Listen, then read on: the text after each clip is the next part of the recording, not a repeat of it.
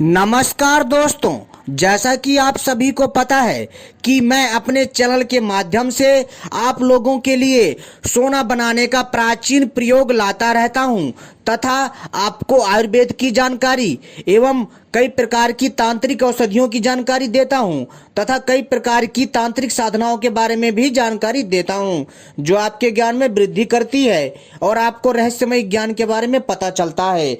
तो दोस्तों, आज का जो हमारा विषय है कि क्या सचमुच सोना बनता है, और अगर सोना बनता है तो अब तक लोगों ने क्यों नहीं बना लिया। और तो और बहुत सारे ऐसे लोग हैं जो हम पर सवाल करते हैं कि ऐसा कुछ नहीं होता है, मैं लोगों को पागल बनाता हूँ, सोना नहीं बनता है औषधियों के माध्यम से तथा धातुओं के मिश्रण से। तो दोस्तों, ऐसा है, मैं उन लोगों को कहना चाहता हूँ कि आप लोगों में अगर थोड़ी सी भी अगर अकल है तो दोस्तों, जो प्राचीन दिव्य एवं जो अद्भुत सोना बनाने के प्राचीन ग्रंथ हैं उनका अध्ययन करिए, तब आपको पता चलेगा इस ज्ञान के बारे में। दोस्तों, यह ज्ञान सुनने में जितना आसान लगता है उतना आसान नहीं है, इसमें बहुत ज़्यादा मेहनत और तप ध्यान करने की आवश्यकता है, तभी हम सोना बना सकते हैं। बहुत सारे ऐसे भाई बंधु हैं जो हम पर कटाक्ष करते हैं और कहते हैं कि अगर औषधियों से सोना बनता तो आज ये नौबत नहीं आती और पूरा भारत अमीर होता। तो दोस्तों, मैं उनके लिए एक उत्तर देना चाहूँगा कि आज से मुगलों के आने से पहले भारत में इतनी संपत्ति थी कि आप लोग सोच नहीं सकते। भारत में सोने के सिक्के तराजुओं में तौला जाता था। जी हाँ दोस्तों, क्या आप लोगों ने सोचा है कि उस काल में बिना खान के इतना सारा सोना कहाँ से आता था। उस टाइम पर इतनी ज़्यादा सोने की खाने हम लोग नहीं खोजते थे, लेकिन फिर भी क्या आप लोगों ने सोचा है कि इतना सारा सोना कहाँ से आता था। तो दोस्तों, इसका एक ही उत्तर है कि प्राचीन काल में सोना बनाने की जो विद्या थी वो अपने आप में अद्भुत थी। जी हाँ, औषधियों एवं धातुओं के मिश्रण से सोना बनाया जाता था जो कि बहुत ही अच्छी क्वालिटी का माना जाता था और होता भी था। और इसलिए उस काल में मंदिरों में सोना होता था, घरों में अकूत सोने की संपत्ति होती थी, सोने के रथ होते थे तथा कई प्रकार के दिव्य आभूषण, कई प्रकार के दिव्य रथ, सब कुछ सोने का होता था। इसका कारण था दोस्तों हमारे भारतवर्ष में सोना बनाने की प्राचीन विद्या। और तो और दोस्तों, धीरे धीरे समय के अनुसार इस विद्या का लोप होने लग गया और इस विद्या को जो है गुप्त रखा गया ताकि इस विद्या का गलत प्रयोग ना हो सके।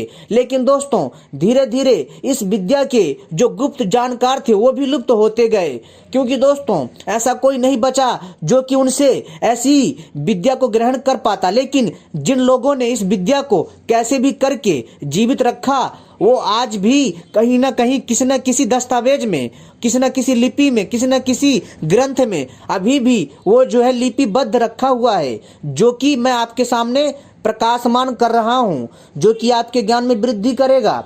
दोस्तों, क्या आपको पता है कि प्राचीन काल में जो सोना बनाने की जो विद्या थी अपने आप में अद्भुत थी, जो कि जब आप अध्ययन करेंगे तभी आपको पता चलेगा। तो मैं आपसे चाहूँगा कि जिन लोगों को मेरी बातें झूठी लगती हैं, जिन लोगों को लगता है कि मैं वीडियो फेक बनाता हूं, जिन लोगों को लगता है कि मैं गलत जानकारी देता हूं, वो लोग सिर्फ एक बार सोना बनाने की पुस्तक जिसका नाम है स्वर्ण तंत्र नामक पुस्तक तथा रत्नाकर पुस्तक, दोस्तों जो ऐसी पुस्तकें हैं इनका अध्ययन कर ले।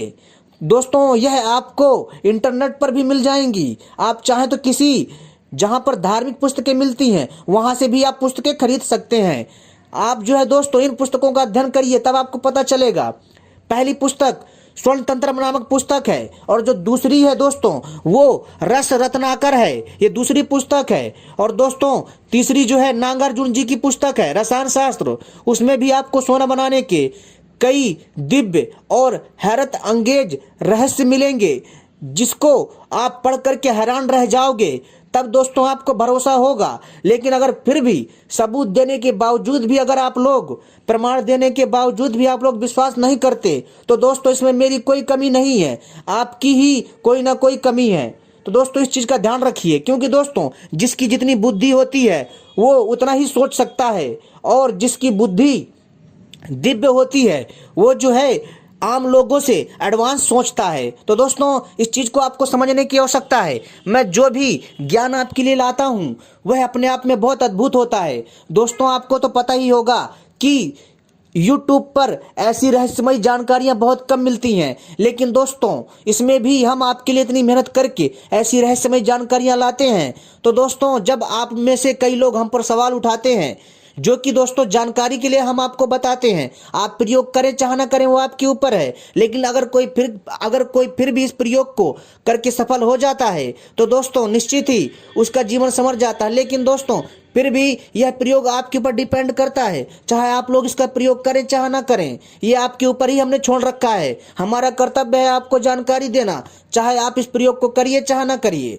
लेकिन दोस्तों जब लोग हम पर कटाक्ष करते हैं तो दोस्तों हमें बहुत दुख होता है कि हम उनके लिए इतनी मेहनत करते हैं और दूसरे पुस्तकों को पढ़ते हैं और रात भर जाग करके ऐसी ऐसी दिव्य जानकारियां आपके लिए लाते हैं, और फिर भी हमें जो है दोस्तों सही से आप लोगों का सहयोग नहीं मिल पाता है। तो दोस्तों इससे क्या होगा, हमें हमारे हाथों में निराशा ही लगेगी। तो दोस्तों इसलिए आप सभी से विनती है कि आप लोग सोना बनाने की अगर विद्या जानना चाहते हैं और दोस्तों बहुत सारी रहस्यमयी जानकारियां पाना चाहते हैं तो सबसे पहले हमारे चैनल को सब्सक्राइब कर लीजिए और घंटी को भी सही प्रकार से दबा लीजिए, क्योंकि हम इसी प्रकार की रहस्यमयी जानकारियां लाते रहते हैं। साथ ही साथ वीडियो को भी लाइक कर लीजिए, ताकि दोस्तों जब भी हम कोई भविष्य में नई जानकारी लाएंगे तत्काल आपको उसका संकेत प्राप्त हो जाएगा। तो दोस्तों इस वीडियो में हम आपको सोना बनाने के कुछ सामग्री भी बताएंगे और कुछ महत्वपूर्ण तथ्य भी देंगे जिसको कोई ठुकरा नहीं सकता।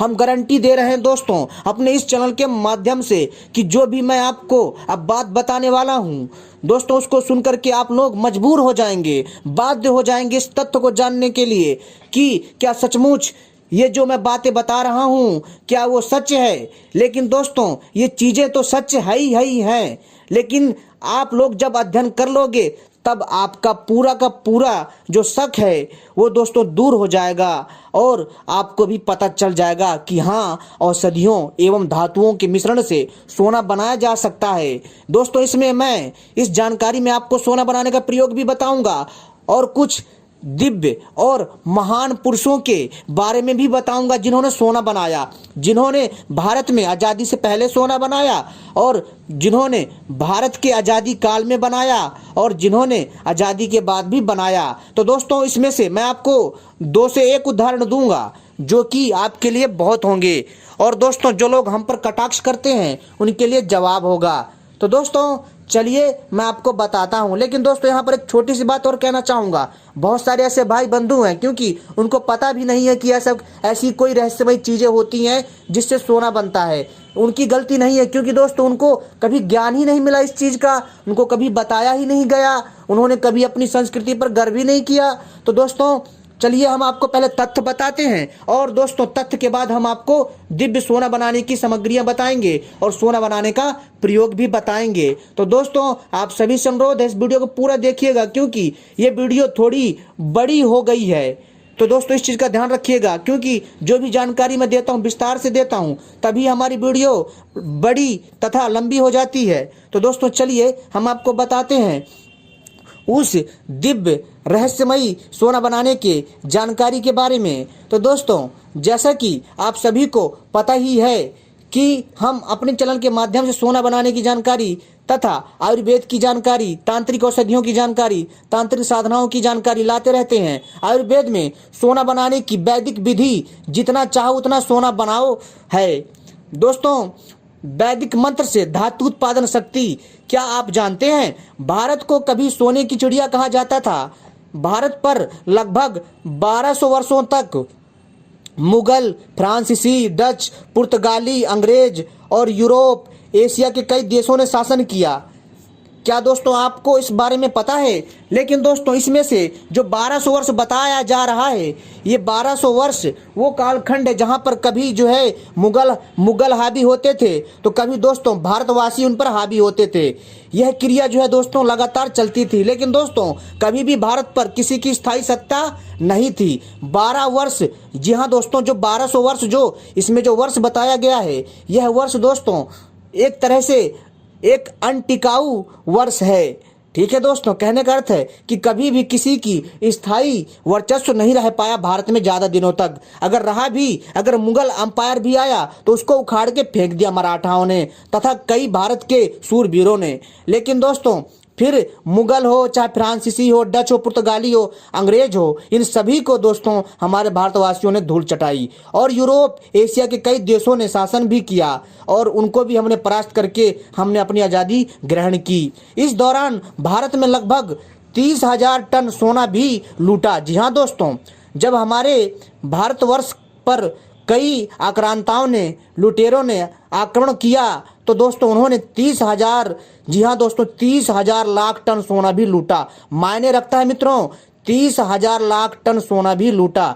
यदि यह कहा जाए कि आज जितना पूरे दुनिया में सोना आधारित समृद्धि दिखाई दे रही है वह भारत से लूटे हुए सोने पर ही टिकी हुई है तो गलत ना होगा। यह एक बड़ा रहस्यमय सवाल है कि आदिकाल से मध्यकाल तक जब भारत में एक भी सोने की खान नहीं हुआ करती थी तब भी भारत में इतना सोना आता कहां से था।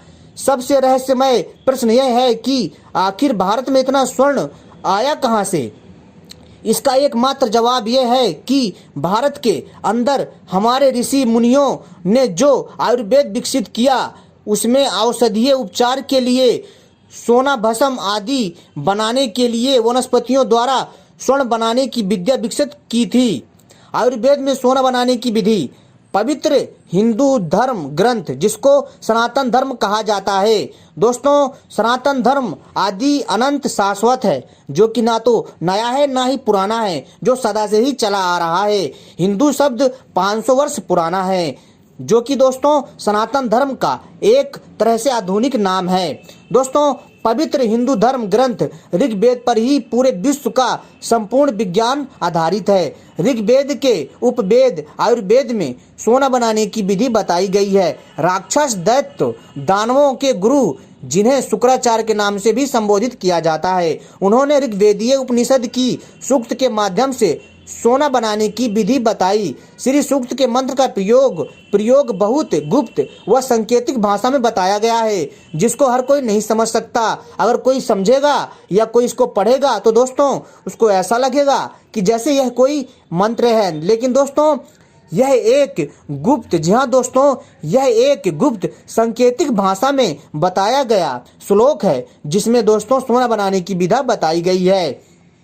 जी हाँ दोस्तों, इसमें क्या है कि दोस्तों हिरण्यावर्ण, कूटज, हारिणी, मजीठ, सहस्त्रजाम, सत्यानाशी के बीज, चंद्रा, नीला थोथा, हिरण्यमयी, गंधक और जात वेदो, पराम, आवाहा, ताम्रपत्र, ये सारी सामग्रियां हैं जिनके प्रयोग से सोना बनता है। अब दोस्तों अब दूसरे की बात करते हैं और दोस्तों ताम उसमें पागमिनी, अग्नि, गामसो, जल और पुरुष नमः 20। दोस्तों इन समस्त सामग्रियों को एकत्रित करके ही सोना बनाया जा सकता है।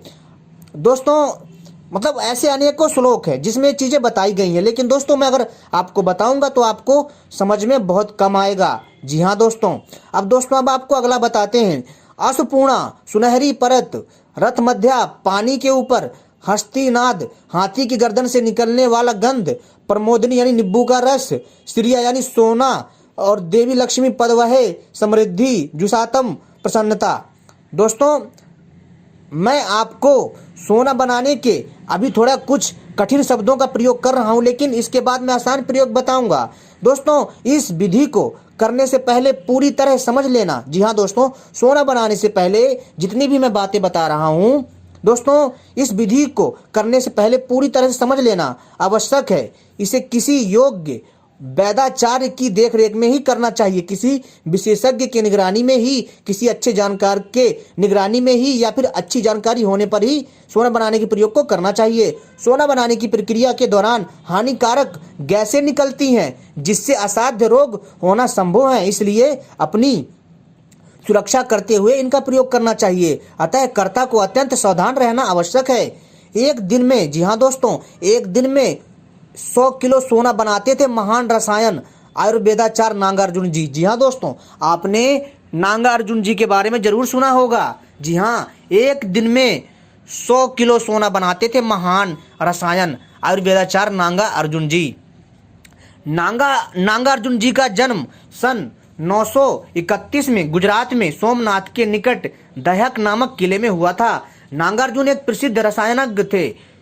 उनके बारे में लोगों में यह विश्वास था कि वह ईश्वर के संदेशवाहक है। नागार्जुन ने रस रत्नाकर नामक पुस्तक लिखी। इस पुस्तक की खास बात यह है कि नागार्जुन ने यह पुस्तक उनके और देवताओं के बीच बातचीत की शैली में लिखी थी। इस पुस्तक में रस यानी पारे के यौगिक बनाने के प्रयोग दिए गए हैं। इस पुस्तक में देश में धातु कर्म और कीमियागिरी के स्तर का सर्वेक्षण भी दिया गया था। इस पुस्तक में सोना, चांदी, टीन और तांबे की कच्ची धातु निकालने और उसे शुद्ध करने के तरीके भी बताए गए हैं। पारे से संजीवनी और अन्य पदार्थ बनाने के लिए नागार्जुन ने पशुओं, वनस्पति तत्वों, अम्ल और खनिजों का भी उपयोग किया। पुस्तक में विस्तार पूर्वक दिया गया है कि अन्य धातुएं सोने में कैसे बदल सकती हैं। यदि सोना भी बने तो रसागम बिस्मन द्वारा ऐसी धातुएं बनाई जा सकती हैं जिनकी पीली चमक सोने जैसी ही होती है। नागार्जुन ने सुश्रुत संहिता के पूरक के रूप में उत्तर मंत्र नामक पुस्तक भी लिखी। इसके अलावा उन्होंने हक्षपूत, तंत्र, योग, सर एवं गोपाष्टक पुस्तकें भी लिखी। कहा जाता है कि नागार्जुन एक दिन में 100 किलो सोना बनाया करते थे और उनको सोना बनाने में इस स्तर की महारत थी कि वह वनस्पतियों के अलावा अन्य पदार्थों तक से सोना बना देते थे। लेकिन दुर्भाग्य है कि मूर्ख मुगल लुटेरों ने तक्षशिला और नालंदा जैसे विश्वविद्यालयों के रहस्यपूर्ण ग्रंथों को जला दिया। गांधी का दुराग्रह, जी हाँ दोस्तों, गांधी का दुराग्रह देखिए कैसे नापसंद करता है वैदिक विज्ञान को, कैसे मंत्र का विरोध करता है। गांधी के सम्मुख कृष्णपाल शर्मा ने 200 तोला सोना बनाकर स्वतंत्रता आंदोलन हेतु दान कर दी राशि। बनारस के आयुर्वेदाचार्य श्री कृष्णपाल शर्मा ने गांधी के समक्ष स्वर्ण बनाने की आयुर्वेदिक प्रतिक्रिया का वर्णन किया तो गांधी ने सार्वजनिक रूप से उनका उपहास कर दिया, जिससे वह अपनी व आयुर्वेद की प्रतिष्ठा को दांव पर लगा हुआ देख तत्काल बनारस गए और वहां से कुछ वनस्पति पदार्थों को लेकर पुनः दिल्ली के बिरला मंदिर के अतिथि गृह में वापस आए और दिनांक 16 मई 1940 को गांधी जी उनके सचिव श्री महादेव देसाई तथा विख्यात व्यवसायी श्री युगल किशोर बिड़ला की उपस्थिति में उन पदार्थों के सम्मिश्रण को बनाकर गाय के उपले में पकाकर मात्र 45 मिनट में सोना बना दिया, जिसका शिलालेख आज भी दिल्ली के बिरला मंदिर के अतिथि गृह पर लगा हुआ है। जिसको विश्वास ना हो जाकर के देख ले। इसलिए मूर्ख हिंदू उसको जाति का पिता कहते हैं। जी हाँ दोस्तों, इसलिए मूर्ख हिंदू उसको जाति का पिता कहते हैं। किताब में हमको महापुरुष कहा जाता है और बचपन में विद्यालय में पढ़ाया जाता है कि जिसका ज्ञान नहीं होता वह फिर महापुरुष कैसे बन जाता है। इसलिए दोस्तों हमें कभी भी जातियों पर घमंड नहीं करना चाहिए, जातिवादिता नहीं लानी चाहिए। इसलिए हमारे मुल्क का पतन हो रहा है। इसी तरह 6 नवंबर 1983 के हिंदुस्तान समाचार पत्र के अनुसार सन 1942 ईस्वी में श्री कृष्णपाल शर्मा ने ऋषिकेश में मात्र 45 मिनट में पारा से 200, जी हाँ दोस्तों 1942 ईस्वी में श्री कृष्णपाल शर्मा ने ऋषिकेश में मात्र 45 मिनट में पारे से 200 तोला सोने का निर्माण करके सबको आश्चर्य में डाल दिया, हैरान कर दिया। और उस समय वह सोना 75,000 रुपए में बिका, जो धनराशि स्वतंत्रता आंदोलन के लिए दान कर दी गई। तो दोस्तों इससे बड़े उदाहरण क्या होंगे। अगर फिर भी किसी को विश्वास नहीं होता है कि सोना औषधियों के माध्यम से नहीं बनता है तो दोस्तों मैं उनको नहीं समझा सकता। लेकिन औषधियों के माध्यम से सोना बनाना इतना आसान भी नहीं है। इसके लिए आपको संपूर्ण औषधियों की, दिव्य औषधियों की जानकारी होनी चाहिए। आपको तांबा तथा चांदी, सोना, पारा धातु तथा अनेक प्रकार की धातुओं का ज्ञान होना चाहिए। साथ ही साथ दोस्तों आपको पारा धातु, तांबा धातु, चांदी धातु तथा सोना धातु यानी कई प्रकार की धातुओं को सिद्ध करने की क्रिया भी थोड़ी बहुत आनी चाहिए। जो कि आपके लिए सोना बनाने के लिए बहुत जरूरी है। और सबसे ज्यादा आपको अध्ययन करना पड़ेगा सोना बनाने की आयुर्वेदिक पुस्तकों के बारे में, और नागार्जुन की पुस्तक को पढ़ करके ही आप लोग जितना चाहे उतना सोना बना सकते हैं दोस्तों। लेकिन इसमें आपको बहुत मेहनत करनी पड़ेगी, इसमें आपका बहुत सारा धन समय खर्च होगा। इसलिए दोस्तों कहते हैं कि सोना बनाना इतना आसान नहीं है, बच्चों का खेल नहीं है दोस्तों। इसलिए दोस्तों कई लोग असफल हो जाते हैं और कहते हैं कि सोना नहीं बनता है। लेकिन दोस्तों एक बार आप लगन से प्रयोग करिए, आप सफल जरूर होंगे। तो दोस्तों ये था मूल मंत्र सोना बनाने का। ये थी एक असली विद्या, मैंने आपको बताई कि सोना कैसे बना सकते हो आप लोग। दोस्तों मैंने इस वीडियो में आपको सोना बनाने का दिव्य प्रयोग बताया है, एक सांकेतिक प्रयोग बताया है। लेकिन दोस्तों मैंने आपको इसमें कुछ चीजें ऐसी हैं जो मैंने आपको नहीं बताई हैं, जो कि आपको अध्ययन करने पर पता चलेगा। तो दोस्तों ये था मूल मंत्र, जिसको आप समझ करके सोना बना सकते हो तथा अपनी अन्य समस्याओं को भी दूर कर सकते हो। तो उम्मीद करता हूं ये जानकारी पसंद आई होगी। आपका बहुत बहुत धन्यवाद दोस्तों, आपने हमारी वीडियो देखी, आपका बहुत बहुत आभार। क्योंकि दोस्तों हमारा जो मकसद होता है आपको सत्य जानकारी प्रदान करना होता है, फिर चाहे आप उस पर विश्वास करिए चाहे ना करिए। और दोस्तों सबसे पहली चीज आपको एक चीज और बता देना चाहता हूं कि दोस्तों अगर आप सोना बनाना चाहते हैं तो दोस्तों आपको एक आखिरी में सबसे आसान प्रयोग बता रहा हूं सोना बनाने का। इस चीज का दोस्तों ध्यान रखिए। सोना बनाने के लिए आपको दोस्तों क्या चाहिए? आपको दोस्तों पारा धातु चाहिए। जी हाँ, शुद्ध पारा धातु चाहिए। सबसे आसान प्रयोग बता रहा हूं लास्ट में, ठीक है।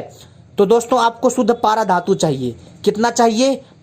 आपको 50 से या 100 ग्राम, ठीक है, शुद्ध पारा धातु लेना है। और दोस्तों आपको क्या करना है कि इसको तुलसी के रस में घोटना है अच्छे से। और घोटने के बाद दोस्तों इसको दोस्तों आपको क्या करना है कि जब इसकी गोली बन जाए तब दोस्तों आपको क्या करना है कि जो मंदार का पौधा होता है ना, आग का पौधा, जो आग का पौधा होता है, मोटा सा जो उसका जो पेड़ हो आग का या मंदार का, जिसकी जो दोस्तों जो टहनी होती है मोटी हो थोड़ी, तो दोस्तों आपको उसमें छेद करना है। जो आपने 50-50 ग्राम की या 100-100 ग्राम की जो पारे धातु की गोलियां बनाई है, उसको दोस्तों आपको क्या करना है कि मंदार के पेड़ में जो उसका पेड़ होता है छोटा सा, उसमें छेद करके उस इन पारे धातु की गोली को उसमें भर देना है। और दोस्तों और उसको अच्छे से बंद कर देना है किसी लाल कपड़े की सहायता से, मोम चिपका के। और फिर दोस्तों आपको क्या करना है कि दूध से, जी हाँ दोस्तों, दूध से आपको मंदार पौधे को सींचना है। लगातार आपको दोस्तों 1 साल करना है। जी हाँ दोस्तों 1 साल करना है। आप देखेंगे कि सोना आपका बन जाएगा पारा धातु से। दोस्तों अब आपको जो मैंने इससे पहले प्रयोग बताए थे उसमें बहुत आसान प्रयोग है, जिसमें आप 45 मिनट में या 1 घंटे में सोना बना सकते हैं, जो मैंने इससे पहले प्रयोग बताए थे। लेकिन दोस्तों जो ये मैंने आखिरी का प्रयोग बताया, यह प्रयोग थोड़ा कठिन है। लेकिन दोस्तों जो मैंने इससे पहले जो जानकारी दी है, उस जानकारी को आप ध्यान में रखते हुए और इन सोना बनाने की पुस्तकों को आप पढ़ करके 45 मिनट में या 1 घंटे में जब आप महारत हासिल कर लेंगे तो सोना बना पाएंगे। लेकिन बच्चों का खेल नहीं है सोना बनाना। अगर आप दिल से और अच्छे से मेहनत करेंगे तो जरूर सफल होंगे। मेरा मकसद था आपको जानकारी देना। धन्यवाद।